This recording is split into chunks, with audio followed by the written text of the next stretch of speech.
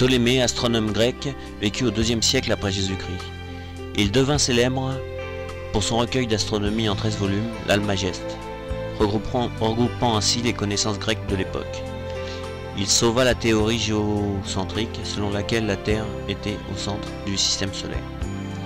Il mit au point un système ingénieux qui force l'admiration et que nous allons voir maintenant. Lorsque nous regardons le mouvement des planètes dans le ciel, on a vraiment l'impression qu'ils tournent autour de la Terre. Le seul problème pour les astronomes, comme Ptolémée, pour les astronomes anciens, est que certaines variations de leur orbite étaient difficilement explicables par une simple sphère autour de la Terre. Son grand problème était alors la rétrogradation des planètes. Comme nous le voyons sur cette vidéo, on a l'impression que Mercure part en marche arrière et effectue une boucle pour repartir en marche avant. Ce phénomène est causé par la différence des mouvements des planètes et de la Terre.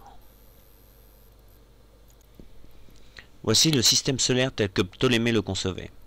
La Terre au centre et les planètes autour. Les proportions sur cette vidéo ont été exagérées par un souci de visibilité. Nous voyons Mercure faisant sa boucle de rétrogradation. Il eut donc deux problèmes à régler, puisqu'il remarqua aussi que les planètes ne se mouvaient pas sur une sphère parfaite, mais excentrée. Voyons de plus près son système géocentrique par un graphique. Ptolémée a donc été obligé de ne pas mettre la Terre au centre des cercles autour desquels tournent les planètes, mais de l'excentrer un peu.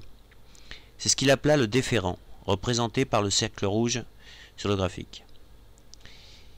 Reste maintenant à expliquer la rétrogradation.